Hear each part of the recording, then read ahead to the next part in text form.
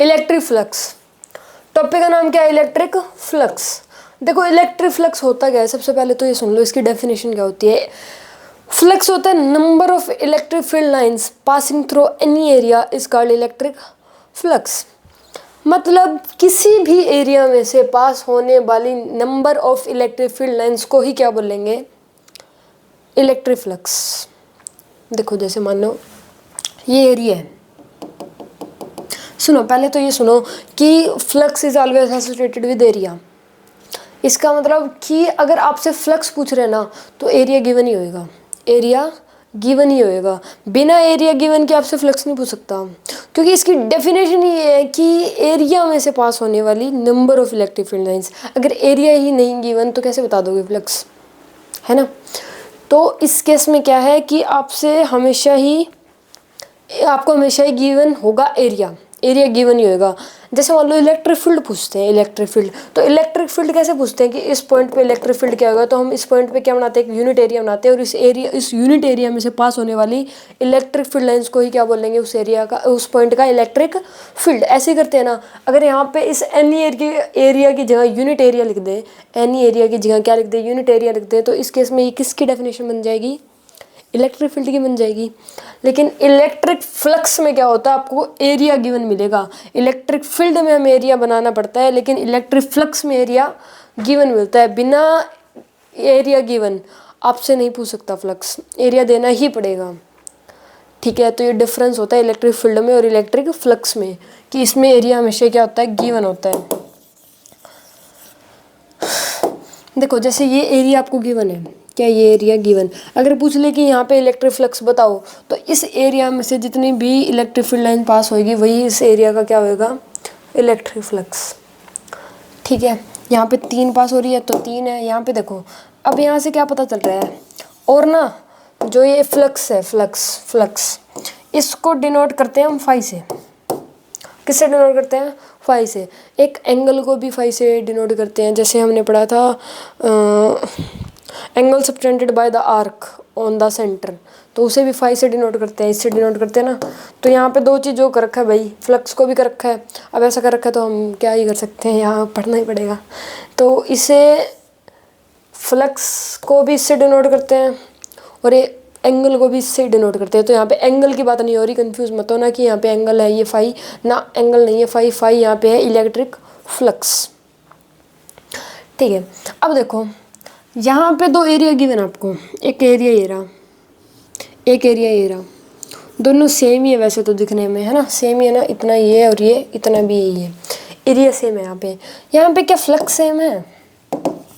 Area same है, लेकिन यहाँ पे क्या फ्लक्स सेम है? नहीं है। फ्लक्स देखो यहाँ से 1 2 3 और यहाँ से 1, यहाँ पे 3 इलेक्ट्रिक फील्ड लाइन पास हो रही है और इस एरिया में से सिर्फ 1 पास हो रही है। ऐसे दिख रहा है क्या हो रही है? यहाँ से 3 पास हो रही है और यहाँ से 1 पास हो रही है। एरिया सेम है, एरिया क्या है? दोनों का सेम है, लेकिन फ्लक्स क्या है? डिफरेंट है। फ्लक्स यहाँ पे डिफरेंट है। तो यहाँ पे ये वाला फ्लक्स ज़्यादा है, ये वाला कम है, फाई 1 ज़्यादा है फाई 2 से। तो इस केस में ये पता चलता है कि एरिया भले ही सेम हो, एरिया भले ही सेम हो, फ्लक्स सेम आएगा ये ज़रूरी नहीं है। फ्लक्स कुछ भी आ सकता है, एरिया भले सेम हो लेकिन फ्लक्स सेम आएगा ऐसा ज़रूरी नहीं है।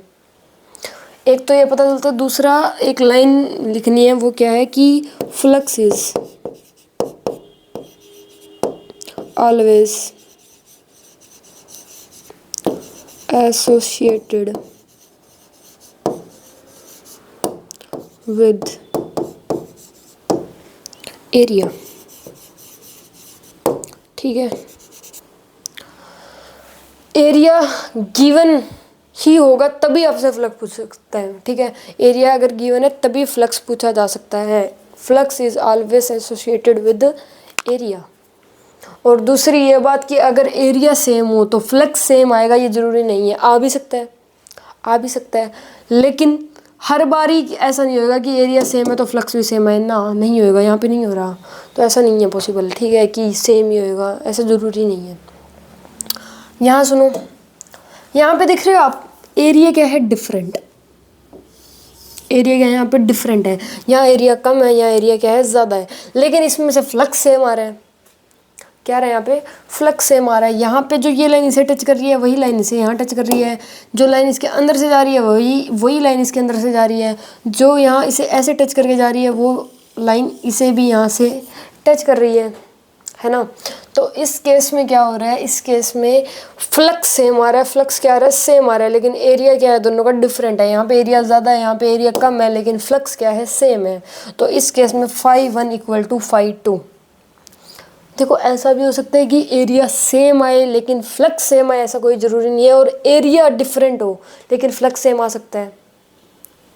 समझ रहे हो, फ्लक्स सेम आए तो इसका मतलब ये नहीं कि एरिया भी सेम हो, और यहाँ पे एरिया सेम है इसका मतलब ये नहीं कि फ्लक्स भी सेम आए, ऐसा नहीं होता। ठीक है, यहाँ पे एरिया सेम है लेकिन फ्लक्स डिफरेंट आ रहा है, यहाँ पर फ्लक्स सेम है लेकिन एरिया डिफरेंट है। क्लियर है आपको? आगे बढ़ते हैं। और एक और बात कि यहाँ पे जो इलेक्ट्रिक फ्लक्स है ये क्या है, यहाँ पे एक स्केलर क्वांटिटी है। क्या ये एक स्केलर क्वांटिटी?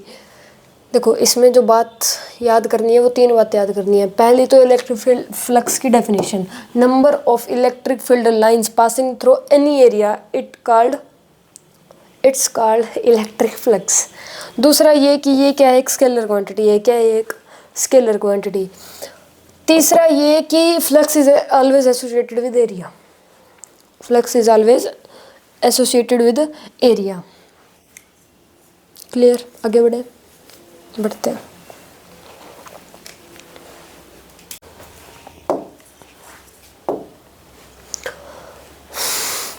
ये देखो यहाँ पे एरिया देखो कैसे दे रखे हैं, एरिया सेम है नहीं है ना, एरिया डिफरेंट है। देखो यहाँ पे एरिया कैसे है, यहाँ पे एरिया कैसे है, और यहाँ पे एरिया कैसे है, मतलब एरिया क्या है यहाँ पे डिफरेंट है, लेकिन फ्लक्स क्या है यहाँ पे सेम है। फ्लक्स क्या है यहाँ पे सेम। सेम कैसे? देखो जो ये लाइन यहाँ टच कर रही है वही सेम लाइन इसको यहाँ टच कर रही है, और इसको भी यही टच कर रही है, सेम लाइन। ऊपर वाली लाइन इसको यहाँ टच कर रही है, यही सेम लाइन इसको यहाँ टच कर रही है, और यही सेम लाइन इसको यहाँ टच कर रही है। 3 पास हो रही है इसमें से, 3 लाइन क्या हो रही है, पास। वही तीनों लाइन, वही सेम लाइन्स इसमें से पास हो रही है और इसमें से पास हो रही है। तो यहाँ पे φ1 = φ2 = φ3 है। एरिया डिफरेंट है लेकिन यहाँ पे इलेक्ट्रिक फ्लक्स क्या है, सेम है। ठीक है, तो यहाँ पे φ1 = φ2 = φ3। Flux passing through each ring is same. हर रिंग में से फ्लक्स जो पास हो रहा है वो क्या हो रहा है, सेम हो रहा है। क्लियर? आगे बढ़ते हैं। देखो ये अगर कोई 3D ऑब्जेक्ट है ना, अगर कोई 3D ऑब्जेक्ट है और चार्ज बाहर रखा हुआ है, चार्ज बाहर रखा हुआ है, कोई ये 3D ऑब्जेक्ट है। अगर कोई 3D ऑब्जेक्ट है और चार्ज क्या रखा हुआ है, बाहर रखा हुआ है, तो इस केस में एंटर करने वाला फ्लक्स, इस केस में एंटर करने वाला फ्लक्स हमेशा ही क्या होगा, नेगेटिव होएगा। कोई 3D ऑब्जेक्ट है, चार्ज बाहर रखा हुआ है, तो इस केस में जो एंटर करने वाला फ्लक्स है वो क्या होगा, हमेशा ही नेगेटिव होएगा। When flux enter a body then flux is negative. Flux negative होएगा, इसका मतलब देखो यहाँ से जो ये पोर्शन है, देखो ABC, ये वाला जो पोर्शन है, यहाँ से फ्लक्स क्या कर रहा है, एंटर कर रहा है। फ्लक्स एंटर कर रहा है मतलब number of electric field lines enter कर रही है इसमें से, इस वाले पोर्शन से ABC से। तो ये जो ABC वाला फ्लक्स है ये हमेशा ही क्या होगा, नेगेटिव होगा। एंटर करने वाला फ्लक्स हमेशा ही नेगेटिव होता है। किसी बॉडी में अगर फ्लक्स एंटर कर रहा है तो वो फ्लक्स क्या होगा, नेगेटिव। अब ये तो एंटर कर रही है, और जो लाइन एंटर करती है ना वो बाहर भी निकलेगी, पक्का है ये तो। जो लाइनें एंटर करेगी वो लाइनें बाहर भी निकलेगी। देखो कैसे, जो लाइन एंटर कर रही है वो बाहर भी निकल रही है। ये 1 2 3 4 5 6 7 1 2 3 4 5 6 7 जो लाइन एंटर कर रही है वो बाहर भी निकलेगी। ऐसी कोई भी चीज़ नहीं है जिसमें से इलेक्ट्रिक फील्ड लाइन पास नहीं हो सकती। हर चीज़ में से इलेक्ट्रिक लाइन पास हो सकती है। हमारी बॉडी में से भी इलेक्ट्रिक फील्ड लाइन्स पास हो सकती है। कितनी भी, चाहे कितनी भी मजबूत वॉल हो, ठीक है, कितनी भी मजबूत वॉल हो, कुछ भी हो, उसमें से डायमंड ले लो, डायमंड हार्डेस्ट होता है, डायमंड में से भी इलेक्ट्रिक फील्ड लाइन पास होती है। ऐसी कोई भी चीज़ नहीं है जिसमें से इलेक्ट्रिक फील्ड लाइंस पास ना हो। हर एक चीज़ में से, चाहे वो कितनी ही हार्ड हो, उसमें से इलेक्ट्रिक फील्ड लाइंस क्या होगी, पास होगी। ऐसा है, ठीक है। तो जो लाइन पास होगी वो बाहर तो निकलेगी, जो लाइन अंदर गई है वो बाहर तो निकलेगी। कोई भी लाइन कभी भी ऑब्जेक्ट के बीच में नहीं रहेगी, जो लाइन अंदर जाएगी वो बाहर आएगी, ये पक्का है।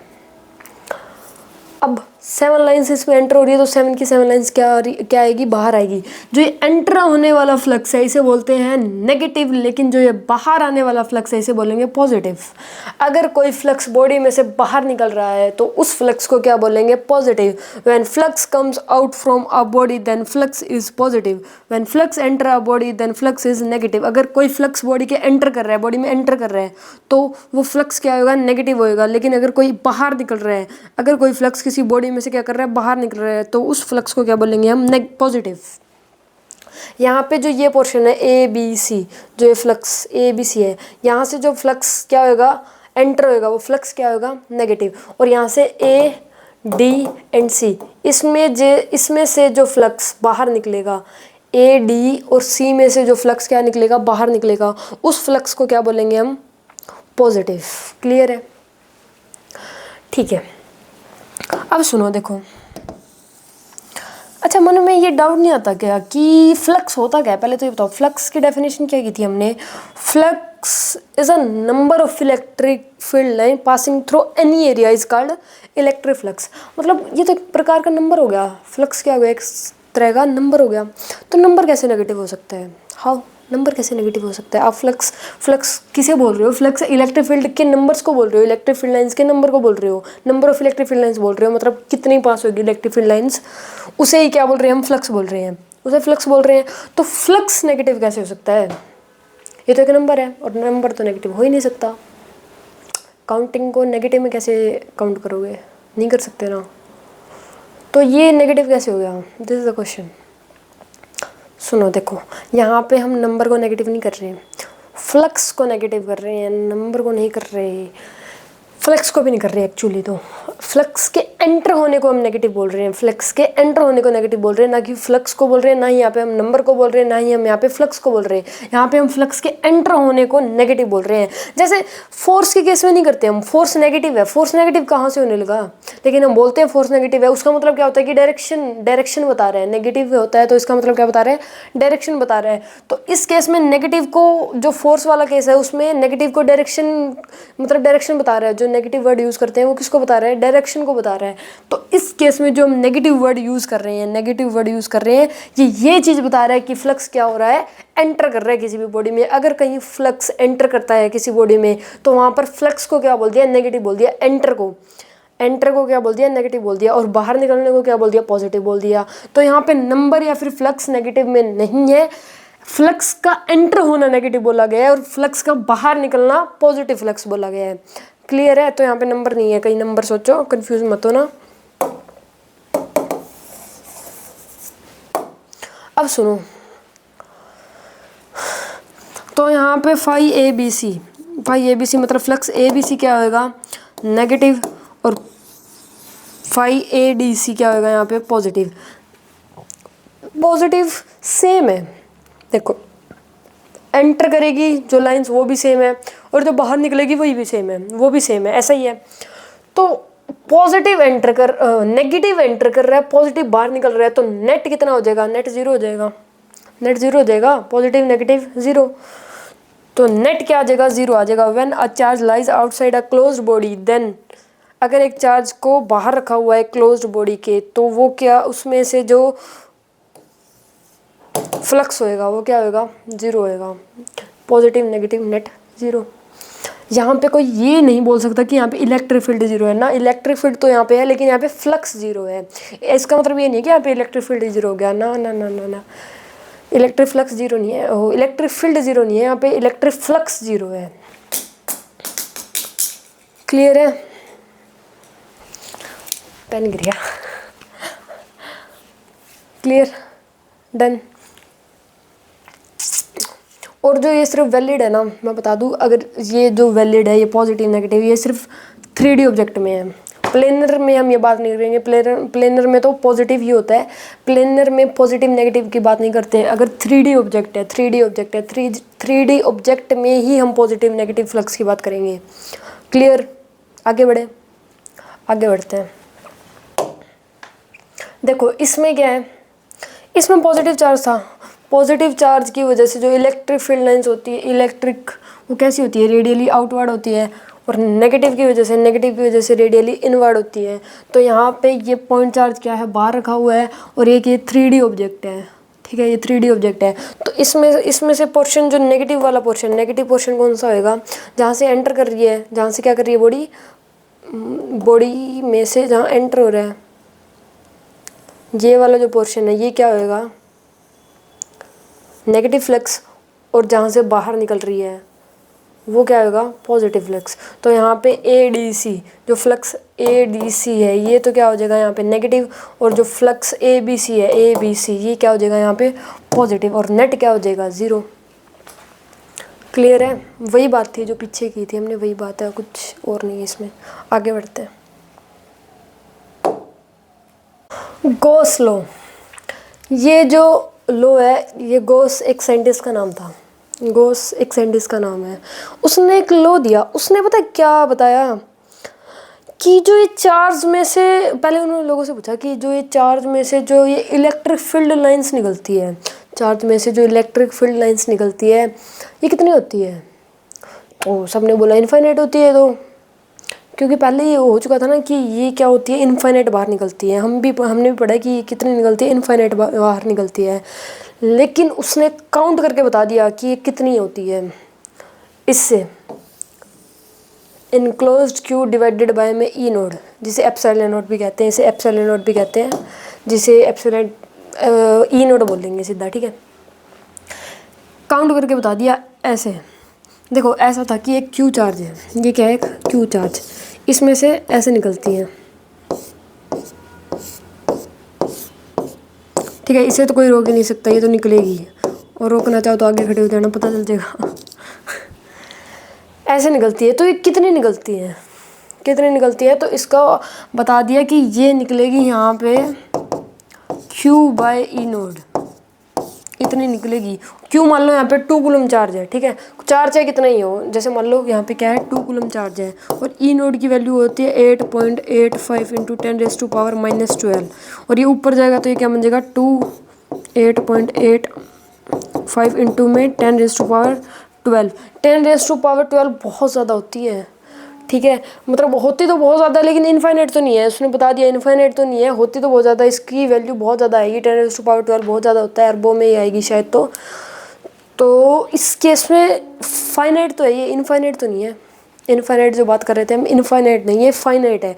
इसने क्या बोला कि मान लो यहाँ पे एक ये क्यू चार्ज है, इसे एक ऑब्जेक्ट में बंद कर दो, क्लोज्ड सरफेस में कर दो, इस चार्ज को क्या कर दो, क्लोज सरफेस में बंद कर दो। देखो जितनी इस चार्ज में से बाहर निकलेगी, जैसे मान लो सपोज कर लो, 1 मिनट मान रहे हैं हम, जैसा एग्जांपल के लिए कि इसमें से 50 निकल रही है, तो इसमें से भी 50 निकलेगी, मानते हो, जो इसमें से जाएगी वो इसमें से भी जाएगी, इसमें से भी क्या निकलेगी 50 निकलेगी। अगर इसमें से 50 निकल रही है, तो चार्ज में से 50 निकल रही है, तो इस मान लो ये होलोस्फीयर है, चार्ज में से 50 निकल रही है, तो इस होलोस्फीयर में से भी 50 निकलेगी। तो उसने ये बता दिया कि अगर मान लो एक चार्ज एक क्लोज सरफेस में है, चार्ज क्या है, एक क्लोज सरफेस में है, जो कि क्या है, इसके परपेंडिकुलर है ना, मतलब क्लोज सरफेस में है ना, ये इक्विपोटेंशियल सरफेस होता है, ठीक है, वो छोड़ो, बस आप ये समझ लो जो मैं बता रहा हूँ। चार्ज क्या है, एक होलोस्फीयर में बंद है, तो इसमें से इतनी निकलेगी, इस होलोस्फीयर में से भी उतनी निकलेगी। तो उसने होलोस्फीयर वाला केस बता दिया कि अगर ये इसमें बंद हो, तो इसमें से हम इस लाइन को, इलेक्ट्रिक फील्ड लाइंस को बता सकते हैं इस फॉर्मूले से, Q/E नोड से, flux passing through a close surface is always equal to 1/E naught times the charge close in enclosed by it, ठीक है। इसके अंदर ये क्लोज चार्ज है ना,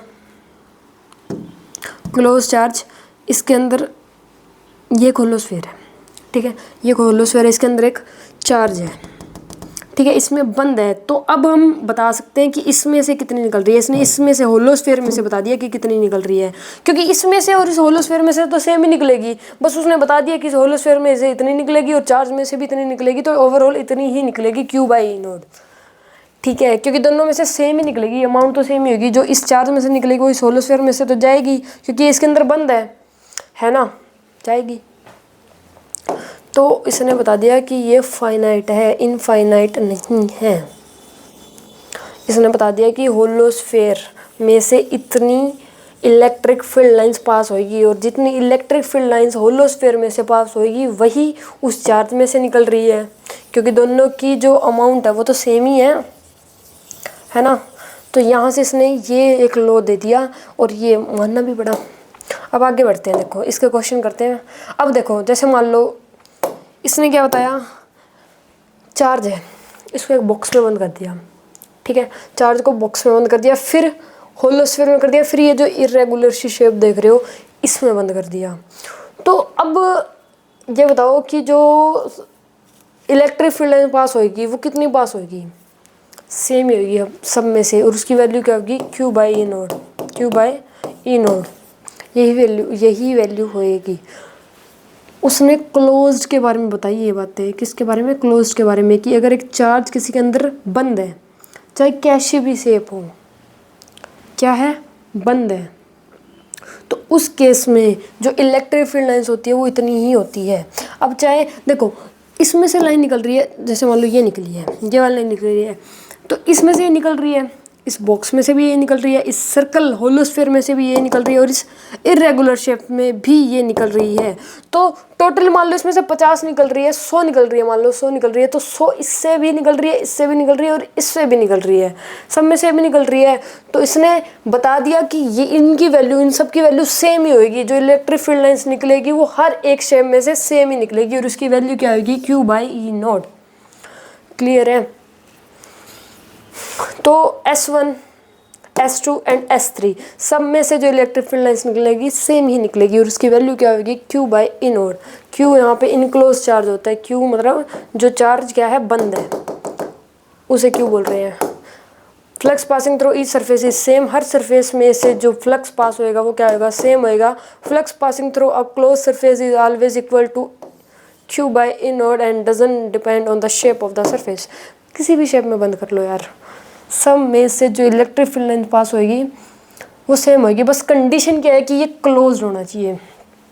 क्या है कंडीशन, क्लोज होना चाहिए। उसने ये बताया कि अगर कोई चार्ज किसी ऑब्जेक्ट में क्लोज हो तो इलेक्ट्रिक फील्ड लाइंस फाइंड करनी सिखाई है उसने। क्लियर है, आगे बढ़ते हैं।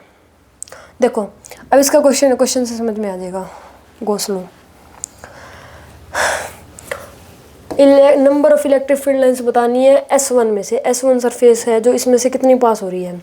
तो सिंपल सा पता है क्या करना है, चार्ज देख लो, S1 ये येलो वाला है, इस येलो में चार्ज कितना क्लोज्ड है, कितना बंद चार्ज है, 6 + 4 10, 10 + 8 18 -1, तो इसका आंसर क्या आएगा, 17 by E note. E note की वैल्यू पुट कर लेना, चाहे मैं तो बता रहा हूँ बस क्वेश्चन कैसे होंगे। अब S2 की बात करते हैं, जो इस में क्लोज है सिर्फ उसकी बात करेंगे। जैसे इस S1 में क्लोज सिर्फ ये था, ये था, ये था, ये था, तो इनकी बात करिए ना कि इसकी भी करते इसकी भी करते, नहीं, जो सिर्फ इस सरफेस में, इस बॉडी में, इस एरिया में जो जितना चार्ज है सिर्फ उसकी बात करेंगे। क्यू इनक्लोज क्यू लेते हैं यहाँ पे, ठीक है, जो चार्ज क्या हो, बंद हो। तो इस एरिया में तो चार्ज बंद यही है, 4 प्लस कर दो, सबको आंसर आएगा वो लिख दो बस। अब S2 की बात करते हैं। S2 कितना आएगा, ये तो कैंसिल हो जाएगा, एक प्लस का 4 है, एक माइनस का 4 है, ये हो जाएगा कैंसिल, +2 -2 -3, तो ये कितना आ जाएगा, -5, तो ये कितना आ जाएगा, -5 बाई ई नॉट। S3 कहाँ है यहाँ पे, ये रहा, इसमें देखो -4 -8 -8 और -3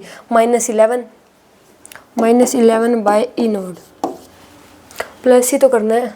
अब S4 की बात करते हैं, -4 -6 -9 बाई ई नोड।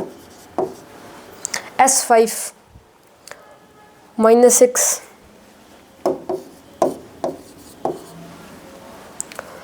S6 16 -1, तो ये कितना आएगा, 15 बाई ई नोड।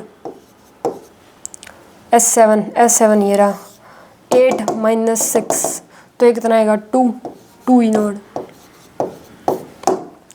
क्लियर है, हो जाएंगे इस टाइप के क्वेश्चन। बस यही देखना, आपको जो भी एरिया पूछा है ना उसमें क्लोज चार्ज उनको ऐड कर दो बस। Close charge, net close charge कितना है, अब इसमें S3 में देखो कितना है, 1 2 3 4 है, इन सब की वैल्यू क्या कर दो, ऐड कर दो, बस इसमें क्लोज होना चाहिए। आप इसमें ये वाला नहीं ऐड कर सकते, जो रेड सर्कल में है बस वही आपको ऐड करना है। क्लियर? आगे बढ़े, आगे बढ़ते हैं। अब देखो यहाँ पे ये 3 शेप दे दी आपको, दिस एंड दिस। अब पहली बात तो ये सुनो कि जो इलेक्ट्रिक फील्ड लाइंस पास होगी वो तीनों में से सेम ही पास होगी, या तो तीनों में से पास नहीं होगी। ये जा रही है, क्या ये तीनों में से पास हो रही है? नहीं हो रही। ये जा रही है, क्या ये तीनों में से पास हो रही है? नहीं हो रही। ये जा रही है, क्या ये तीनों में से पास हो रही है? नहीं हो रही। ये भी नहीं हो रही, ये भी नहीं हो रही। ये अगर इलेक्ट्रिक फील्ड लाइन पास होगी तो तीनों में से पास होगी। तीनों में से जा रही है, तीनों में से जा रही है, तीनों में से जा रही है, तीनों में से जा रही है, तीनों में से जा रही है। और अगर पास नहीं होगी तो तीनों में से नहीं होगी। ये ऊपर वाली तीनों में से नहीं हो रही है, और अगर नीचे वाली देख रही है तो अगर एक भी अगर लाइन जा रही है तो तीनों में से पास हो रही है। क्लियर? तो मतलब पास तो सेम ही होगी। क्या होगी? पास तो सेम ही होगी। ये बात मानते हो ना? अब कोई बता सकता है कि इनमें से पास कितनी होगी? रुको मैं बताता हूँ। सुनो देखो, उसने क्या बताया था कि अगर कोई चार्ज क्लोज है तभी उसने इलेक्ट्रिक फील्ड फाइंड करने का फॉर्मूला ये बताया था कि चार्ज क्या है, किसी भी शेप में क्लोज है, बंद है, तब हम बता सकते हैं कि इलेक्ट्रिक फील्ड लाइन पास कितनी हो रही है। ये बताया था। यहाँ पे तो ये क्लोज है ही नहीं। अगर क्लोज होता तो इसका फॉर्मूला क्या हो जाता? Q बाई नोड, यही हो जाता। लेकिन यहाँ पे तो ये क्लोज है ही नहीं। सुनो, इस केस में क्या करेंगे, मान लो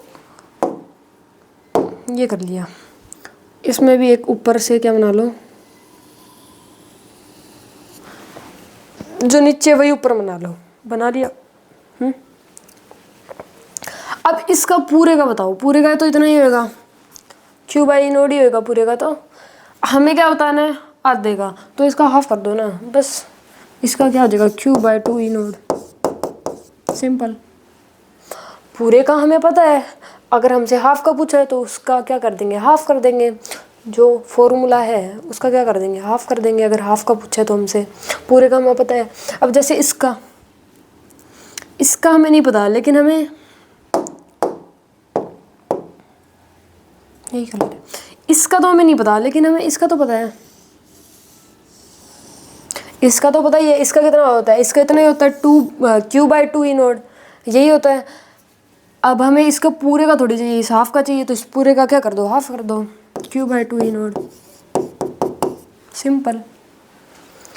इसका हमें नहीं पता, इसका हमें नहीं पता, लेकिन इसका तो पता ही है। इसका पता है ना कितना होता है? इसका इतना ही होता है, Q बाई 2 ई नोड। हमें इसका नहीं चाहिए, हमें तो इस पोर्शन का चाहिए, तो इस पूरे का क्या कर दो? हाफ कर दो, Q बाई 2 ई नोड। तो सबका आंसर सेम ही आएगा भाई। अगर ऐसे इस टाइप का क्वेश्चन आए तो सबका हाफ करना है, सिंपल, और कुछ नहीं करना। हमें पूरा का पता है, हाफ हम कर चुके हैं। आगे बढ़े? ठीक है, आगे बढ़ते हैं।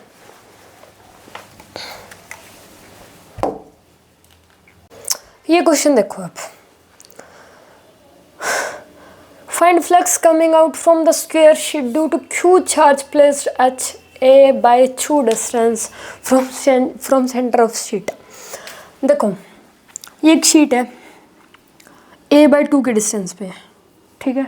चार्ज से A बाई 2 के डिस्टेंस पे क्या है? एक शीट है। तो इसमें से फ्लक्स कितना होगा ये बताना है, ठीक है। फ्लक्स कितना पास करेगा, ठीक है, ये बताना है। देखो सुनो, जो गॉस ने बताया था वो क्या बताया था कि चार्ज क्या हो, किसी न किसी शेप में बंद हो, किसी न किसी ऑब्जेक्ट में क्या हो, बंद हो। लेकिन यहाँ पे तो बंद ही नहीं है ना यहाँ पे बंद। तो हम इस केस में क्या करेंगे? देखो, एक शीट तो यहाँ ले लेंगे। सुनो देखो, एक शीट ले ली यहाँ पे A बाई 2 डिस्टेंस पे, मान लो चार्ज यहाँ पे है, मान लो चार्ज यहाँ पे है, ठीक है। एक शीट ले ली यहाँ पे और एक ले ली यहाँ पे, A बाई 2 के डिस्टेंस में, दोनों क्या है? A बाई 2 के डिस्टेंस में। दो ऐसे ले ली, दो ऐसे ले ली, दो तो ऐसे ले ली हमने शीट। कैसे लिए? दो ऐसे ले ली, और बीच में क्या है? चार्ज है A बाई 2 के डिस्टेंस में। समझ आ रहा है? ठीक है, दो ऐसे ले ली, दो ऐसे ले ली A बाई 2 के डिस्टेंस में। डिस्टेंस सेम ही रहेगा, डिस्टेंस क्या रहेगा? सेम रहेगा, A बाई 2। दो ऐसे ले ली, दो ऐसे ले ली A बाई 2 के डिस्टेंस पे। चारों शीट क्या है? A बाई 2 के डिस्टेंस पे। और दो ऊपर नीचे कर ली, मतलब दो क्या कर ली? ऊपर नीचे, एक यहाँ पे, एक यहाँ पे। 6 शीट होगी, 2 4 6, 6 शीट होगी ना, 2 4 6, क्यूब बन गया, ये क्यूब बन गया और ये चार्ज क्या हो गया उस क्यूब में, क्या हो गया, क्लोज हो गया। क्यूब बना दिया हमने और क्यूब में चार्ज क्या हो रहा है, क्लोज हो रहा है। तो अब बायसिमेट्री तो सबका सेम है, बायसिमेट्री तो सेम है। बायसिमेट्री क्यों सेम है, क्योंकि डिस्टेंस क्या है, a/2 है, तो बायसिमेट्री क्या हो जाएंगे, सारे सेम हो जाएंगे। लेकिन एक में से कितना पास होएगा, 6 साइड है तो एक में से कितना पास होएगा, KQ/6E, K कहाँ से आ गया, Q/6E, कितना होएगा, Q/6E। तो आंसर क्या आएगा इसका, Q/6E नोड, ये आंसर इसका। समझ गए होगे, क्लियर है। आगे बढ़ते हैं, चलो सुनो, देखो ये क्या है, अब यहाँ पे समझना है ध्यान से। फ्लक्स निकालने के 2 तरीके होते हैं, फ्लक्स फाइंड करने के 2 तरीके होते हैं। एक तो जो हम कर चुके हैं, Q/E node, Q enclosed bye E node, Q/ε node, वो हम कर चुके हैं। एक होता है ये होता है, सुनो देखो कैसे होता है। अगर एक चार्ज दे रखा है और वो क्या है, किसी शेप में बंद है, किसी भी चीज़ में बंद है, तो इस केस में हम फॉर्मूला ये लगाएंगे, Q इनक्लोज्ड बाय में E नोड, ये लगाते हैं उस केस में तो फॉर्मूला। लेकिन अगर ऐसे गिवन हो, ये एक शीट है और अगर इलेक्ट्रिक फील्ड गिवन है, क्या है, इलेक्ट्रिक फील्ड की वैल्यू गिवन है, तो इस केस में यहाँ पे ये 2 केस बनते हैं, ये 2 केस बनेंगे इस केस में। यहाँ पे अगर एक चार्ज किसी बॉडी में बंद है, क्लोज है, तो उस केस में तो फॉर्मूला वही लगाना है, Q/E नोड। लेकिन अगर आपको इलेक्ट्रिक फील्ड गिवन है, क्या है, इलेक्ट्रिक फील्ड गिवन है, तो इस केस में ये 2 केस बनेंगे। अब ये 2 केस समझनी है, देखना ध्यान से समझना। देखो इलेक्ट्रिक फील्ड इस तरफ है और ये क्या है, यूनिफॉर्म है, इनके बीच का गैप सेम है, तो ये इलेक्ट्रिक फील्ड इस तरफ है और ये क्या है, यूनिफॉर्म है। क्लियर। जो ये एरिया वेक्टर है, एरिया वेक्टर हमेशा ही सरफेस एरिया के क्या होता है, परपेंडिकुलर होता है। सरफेस एरिया के हमेशा क्या होगा, परपेंडिकुलर होएगा। कौन परपेंडिकुलर होएगा, एरिया वेक्टर। ठीक है, इलेक्ट्रिक फील्ड गिवन है, वेक्टर ए गिवन है। जैसे मान लो यहाँ पे ऐसी शीट है और ये वेक्टर एरिया वेक्टर क्या है, इस तरफ है, समझ रहे हो, इस तरफ है एरिया वेक्टर। ये एक शीट गिवन है और ये एरिया वेक्टर इस तरफ है। और एक ये डाउट होता है कि एरिया तो हमने पूरी +1 में एरिया क्या पढ़ा है कि एरिया क्या होती है, एक स्केलर क्वांटिटी होती है। एरिया क्या होती है, एक स्केलर क्वांटिटी। लेकिन यहाँ पर हम एरिया को वेक्टर लेके चलते हैं। क्या लेके चलते हैं, एरिया को वेक्टर। ये देखो वेक्टर है इसके ऊपर, 2 जगह हम एरिया को वेक्टर ही लेके चलेंगे। देखो जब साइंटिस्ट लोगों ने ये जो ऐसा करना चाहा, जैसे ये फॉर्मूले बनाए, तो यहाँ पे एरिया अगर स्केलर ले रहे हैं तो वो नई बात बन रही है, एरिया वेक्टर ही लेके चलना पड़ा। उन्होंने बोला कि एरिया अगर वेक्टर नहीं दिया तो दिक्कत आएगी, और तुमने तो पूरी +1 में एरिया को स्केलर मानना है। लेकिन यहाँ पे तो 2 जगह तो आपको मानना ही पड़ेगा, एरिया क्या है, वेक्टर है। तो ये उन्होंने कह दिया, तो ये मानना ही पड़ता है। एक तो यहाँ पे एक आगे भी पढ़ते हैं हम, वहाँ पे भी एरिया, वहाँ पे भी फ्लक्स की बात होती है। तो जहाँ पर भी फ्लक्स की बात होती है तो वहाँ पे एरिया को क्या मानना पड़ेगा, वेक्टर ही मानना पड़ेगा, ऐसे साइंटिस्ट लोगों ने बोला। ठीक है, और ये मानना ही पड़ेगा। तो यहाँ पे एरिया क्या है, वेक्टर क्वांटिटी, क्या है, वेक्टर। और जो एरिया होता है ना, एरिया वेक्टर, वो हमेशा ही क्या होता है, परपेंडिकुलर होता है सरफेस एरिया के। एरिया क्या होता है, हमेशा ही परपेंडिकुलर, किसके, सरफेस एरिया के। क्लियर। ठीक है, अगर इलेक्ट्रिक फील्ड और एरिया वेक्टर, अगर इलेक्ट्रिक फील्ड और एरिया वेक्टर के बीच का एंगल क्या है, 0 डिग्री है। अगर when angle between electric field and area vector is 0, तो इस केस में ये फॉर्मूला लगता है E/A। इलेक्ट्रिक फ्लक्स निकालने का फॉर्मूला क्या बनता है फिर, E/A। अगर इलेक्ट्रिक फील्ड और एरिया, देखो इलेक्ट्रिक फील्ड भी इस तरफ है और एरिया वेक्टर भी क्या है, इस तरफ है। दोनों क्या है, इन दोनों के बीच का एंगल कितना है, 0 डिग्री है। दोनों के बीच का एंगल कितना है, 0 डिग्री। तो इस केस में इलेक्ट्रिक फ्लक्स निकालने का फॉर्मूला होता है E/A। क्या होता है, E/A। और अगर इनके बीच का, देखो शीट यहाँ पे ऐसी थी, शीट क्या थी, ऐसी शीट ऐसी थी, और जो एरिया वेक्टर था वो ऐसे था। शीट ऐसे, एरिया वेक्टर ऐसे। अब शीट कर दिया इसको ऐसे, पहले शीट ऐसे थी, अब शीट को कर दिया ऐसे, ऐसे कर दिया। ठीक है, तो अब ये एरिया वेक्टर क्या हो जाएगा, ऐसे हो जाएगा, क्योंकि एरिया वेक्टर तो हमेशा क्या होता है, परपेंडिकुलर होता है। तो एरिया वेक्टर ऐसे हो जाएगा। अगर शीट को ऐसे कर दिया तो एरिया वेक्टर भी ऐसे हो जाएगा, ऐसे हो जाएगा, एरिया वेक्टर ऐसे हो गया। अब इलेक्ट्रिक फील्ड इधर है, इलेक्ट्रिक फील्ड किस तरफ है, इस तरफ है, और एरिया वेक्टर इस तरफ है। तो इनके बीच का एंगल कितना है, थीटा। बीच का एंगल कितना है, थीटा। तो इस केस में इलेक्ट्रिक फ्लक्स निकालने का फॉर्मूला हो जाएगा E/A cos थीटा। क्या होगा, ई ए कॉस थीटा। क्लियर। अगर शीट ऐसे रखी हुई है और इन दोनों के बीच का इलेक्ट्रिक फील्ड और एरिया के बीच का एंगल 0 डिग्री है तो इस केस में इलेक्ट्रिक फ्लक्स निकालने का फॉर्मूला क्या होता है, ई इंटू ए। और अगर इन दोनों के बीच का एंगल कितना है, थीटा। इलेक्ट्रिक फील्ड और एरिया वेक्टर के बीच का जो एंगल है वो कितना है, थीटा। तो इस केस में इलेक्ट्रिक फ्लक्स निकालने का फॉर्मूला क्या हो जाएगा, E A cos theta. Clear. When angle between E and A is 0, then flux is E into A. When angle between E and A is theta, then flux is E A cos theta. Right? आगे बढ़ते हैं। अब इसका question है, देखो ring, यहाँ पे electric flux पूछा है और इसमें पूछा है। तो यहाँ पे तो क्या करेंगे, ये क्या है, एरिया इसके क्या है, परपेंडिकुलर एरिया। 90 डिग्री एंगल बन रहा है, मतलब क्या है, परपेंडिकुलर है। तो इस केस में क्या करेंगे, ई इंटू ए। एरिया ई इलेक्ट्रिक फील्ड कितना है, 10 न्यूटन का, 10 न्यूटन 10 इंटू में एरिया, रिंग का एरिया कितना होता है, रिंग का एरिया कितना होता है, रिंग का एरिया होता है पाई आर स्क्वायर। आर कितना है यहाँ पे 4 और इसका स्क्वायर, ये क्या आ जाएगा यहाँ पे, फ्लक्स स्क्वायर। स्क्वायर ये 2 है, ये 2 है, तो यहाँ पे क्या हो जाएगा, ई इंटू ए, मतलब 10 इंटू 4 मतलब 40। क्लियर हो जाएंगे इस टाइप के क्वेश्चन। आगे बढ़ते हैं। लास्ट क्वेश्चन है हमारा, ठीक है। लास्ट क्वेश्चन देखना, ये समझना, ये थोड़ा सा समझना पड़ेगा ध्यान से। देखो इलेक्ट्रिक फील्ड क्या गिवन है हमें, electric field 2i cap minus 3j cap plus k cap. Clear, ठीक है। क्या बताना है, S1 S2 S3 S4 S5 S6 सबका क्या बताना है, फ्लक्स बताना है। फ्लक्स बताना है, सबका फाइंड करते हैं। देखो पहले तो ये बात, ये जो इलेक्ट्रिक फील्ड है ये कितना है, 2i कैप, मतलब 2i कैप मतलब इस तरफ, यहाँ पे जो आई कैप होता है ना, इसका मतलब होता है along x axis, along positive x axis. ये +1 में पढ़ते हैं जो कि हम यहाँ पे जो आई कैप है इसका मतलब क्या है यहाँ पे, कि ये क्या है, अलोंग है किसके, पॉजिटिव एक्स एक्सिस के। अगर -j कैप है तो इसका मतलब है ये अलोंग है नेगेटिव वाई एक्सिस के। और अगर ये +k कैप है यहाँ पे तो इसका मतलब है कि जो हम बात कर रहे हैं वो क्या कर रहे हैं, अलोंग है ये किसके, अलोंग है पॉजिटिव z एक्सिस के। क्लियर है, ठीक है। अब देखो ये कहाँ जा रहा है, पॉजिटिव किसके अलोंग है, ये पॉजिटिव एक्स एक्सिस। तो इसका मतलब ये है कि यहाँ से इलेक्ट्रिक फील्ड क्या करेगी, एंटर करेगी और किधर जाएगी, पॉजिटिव एक्स एक्सिस के अलोंग इधर जाएगी। मतलब देखो एंटर कहाँ से कर रही है, लेफ्ट साइड से, और बाहर कहाँ से निकलेगी, राइट साइड से। इतना मानते हो, समझ आ गया। इस 2i कैप का मतलब क्या है कि यहाँ से क्या कर रही है, एंटर कर रही है इलेक्ट्रिक फील्ड लाइंस, और बाहर कहाँ से निकल रही है, यहाँ से निकल रही है। क्लियर, ठीक है।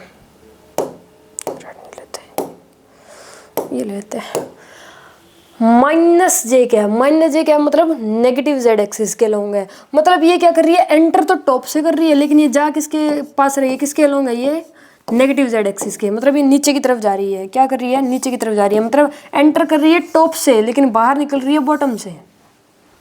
क्लियर, इसका मतलब क्या है, -3j कैप का मतलब क्या है कि एंटर कर रही है टॉप से और निकल रही है बाहर से। टॉप से एंटर कर रही है और आउट कैसे हो रही है, बॉटम से। क्लियर, ठीक है। 4k कैप, इसका मतलब पता है क्या है, इसका मतलब ये है कि बाहर की तरफ जा रही है इलेक्ट्रिक फील्ड। इसका मतलब तो था कि नीचे की तरफ जा रही है इलेक्ट्रिक फील्ड। नीचे की तरफ तभी जाएगी जब ऊपर से आएगी, मानते हो। इसका मतलब क्या था, 2i कैप का मतलब था कि इस तरफ जा रही है, पॉजिटिव एक्स एक्सिस की तरफ जा रही है, तो इधर से एंटर करेगी तभी इधर जाएगी, और ये नीचे तभी जाएगी जब ऊपर से एंटर करेगी। अब इसका मतलब है कि बाहर की तरफ जा रही है। 4k कैप का मतलब क्या है कि इलेक्ट्रिक फील्ड क्या जा रही है, बाहर की तरफ जा रही है। बाहर की तरफ जब जाएगी ना, जब पीछे से क्या करेगी, एंटर करेगी, तो ये बैक से तो क्या कर रही है, एंटर कर रही है और बाहर जा रही है, बाहर आ रही है फ्रंट से। क्लियर, इतना समझ में आ गया, ठीक है। अब S1 बताना है। S1 फॉर्मूला क्या होता है, E इंटू ए, E इंटू में A, यही होता है फॉर्मूला, ठीक है। सुनो देखो, E कितना है, इलेक्ट्रिक फील्ड तो है 2 इंटू में एरिया कितना हो जाएगा। देखो ये तो समझ गए ना, अभी सिर्फ कर देते हैं क्योंकि समझ नहीं आएगा वरना।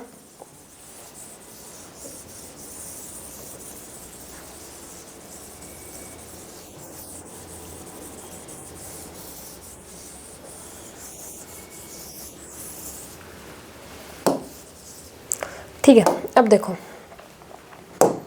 ये 2 मीटर गिवन है ना, तो ये कितना हो जाएगा, इसका एरिया कितना हो जाएगा, 4 मीटर हो जाएगा, मानते हो 4 मीटर हो जाएगा। ठीक है, तो 4, तो ये कितना हो जाएगा 8 आ गया, लेकिन माइनस के साथ आएगा, 8 माइनस 8 आंसर आएगा। -8 क्यों आया, क्योंकि अगर फ्लक्स एंटर करता है किसी भी बॉडी में से, अगर फ्लक्स एंटर करता है किसी भी बॉडी में से, तो इस केस में क्या होता है, फ्लक्स वहाँ का क्या हो जाता है, नेगेटिव हो जाता है। ये हम पढ़ चुके हैं, पहले पढ़ चुके हैं ना, तीसरी स्लाइड थी शायद, है ना, कि अगर कोई फ्लक्स एंटर कर रहा है किसी भी बॉडी में, तो उस बॉडी का जो एंटर करने वाला फ्लक्स है वो क्या बोले, उसे क्या बोलेंगे, नेगेटिव फ्लक्स। तो यहाँ पे ये एंटर कहाँ से हो रही है, लेफ्ट साइड से हो रही है, लेफ्ट साइड से एंटर हो रही है, और बाहर किस दर से आ रही है, राइट साइड से। यहाँ से एंटर हो रही है तो इसका मतलब फ्लक्स क्या आएगा, नेगेटिव, तो इसलिए यहाँ पे -8 आया। और बाहर निकलेगी तो सेम ही वैल्यू, तो सेम ही आएगी। अब S3 से बाहर निकलेगी, S3 कहाँ है, बाहर निकलेगी तो मतलब आंसर तो 8 ही आएगा, क्योंकि जितनी जाती है उतनी बाहर निकलेगी, तो आंसर तो 8 ही आएगा। लेकिन यहाँ पे क्या आएगा, ये पॉजिटिव आएगा, 8 क्या आएगा यहाँ पे, पॉजिटिव। पॉजिटिव क्यों आएगा, क्योंकि ये बाहर निकल रही है। जब अंदर एंटर करती है फ्लक्स जब अंदर एंटर करती है तो वो क्या होती है, नेगेटिव, और जब बाहर निकलती है तो वो क्या होती है, पॉजिटिव। तो S3 मतलब राइट साइड से क्या हो रही है, बाहर निकल रही है, यहाँ से एंटर हुई थी, यहाँ से बाहर निकल रही है, तो यहाँ पर जो फ्लक्स होएगा वो क्या होगा, नेगेटिव होएगा, और जो यहाँ पे फ्लक्स होएगा बाहर निकलने वाला वो क्या होगा, पॉजिटिव होएगा। क्लियर है। S2 की बात करते हैं। देखो ऐसे एंटर हो रही है, ऐसे जा रही थी ना, ऐसे नीचे की तरफ ऐसे जाती है, ऐसे जाती है। S2 मतलब टॉप से क्या हो रही है, एंटर हो रही है, और ये बॉटम से बाहर निकल रही है, एंटर हो रही है मतलब नेगेटिव। S2 कितना आएगा, ये तो कितना आ जाएगा, 4 और -3, 4 और -3 कितना आएगा, -12। -12 क्यों आया, क्योंकि ये तो बता रहे हैं ना कि इस डायरेक्शन में जा रही है, माइनस तो ये बता रहे हैं कि इस डायरेक्शन में जा रही है। क्लियर है, ये बता रहा है। और ये यहाँ पे माइनस क्यों आया, क्योंकि ये एंटर कर रही है, यहाँ से क्या कर रही है, ये एंटर, तो इसलिए यहाँ पे क्या आएगा, नेगेटिव साइन, नेगेटिव फ्लक्स है यहाँ पे, और यहाँ से बाहर निकल रही है। तो S4 पर वैल्यू तो सेम ही रहेगी, कितनी, 12, लेकिन ये क्या आएगी, पॉजिटिव में। पॉजिटिव में क्यों आएगी, क्योंकि यहाँ से जो फ्लक्स है वो क्या हो रहा है, बाहर निकल रहा है। क्लियर। S5 मतलब बाहर निकलेगी, तो ये तो पॉजिटिव में आएगा। और X6 में क्या हो रही है, एंटर हो रही है, क्योंकि इसने बताया कि ये क्या जा रही है, बाहर की तरफ जा रही है। 4 प्लस का क्या कैप है ना, तो मतलब ये क्या जा रही है, बाहर की तरफ जा रही है। इसने ऐसे बता दिया, इसमें इलेक्ट्रिक फील्ड में गिवन है ये। तो यहाँ से क्या निकलेगी, बाहर निकलेगी, और यहाँ से क्या कर रही है, एंटर कर रही है। तो जहाँ से एंटर कर रही है वो तो नेगेटिव में आएगा, और जहाँ से बाहर निकल रही है वो क्या आएगा, पॉजिटिव में आएगा। तो S5 कितना हो जाएगा, 4 × 4 12, 4 × 4 16, और ये आ जाएगा -16। यहाँ से बाहर निकलेगी तो ये किसका आ गया, प्लस का, और यहाँ से क्या हो रही है, एंटर हो रही है, तो ये फ्लक्स क्या आएगा, नेगेटिव, तो इसलिए ये पॉजिटिव आ गया और ये क्या आ गया, नेगेटिव। अच्छा, इसकी यूनिट भी होती है, इसकी यूनिट क्या बनेगी, इलेक्ट्रिक क्या होती है, एरिया की, ठीक है, न्यूटन पर मीटर स्क्वायर डिवाइडेड बाय में कूलम, क्योंकि इसकी तो ये होती है N/c, और इसकी क्या होती है, मीटर स्क्वायर, तो इसकी ये मिलेगी यूनिट, सबकी यूनिट यही है यहाँ पे।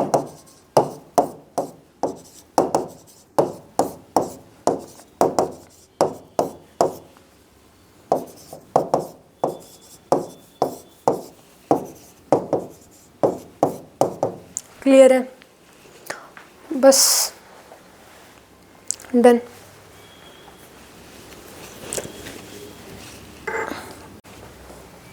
हो गया भाई, इलेक्ट्रिक फ्लक्स कंप्लीट।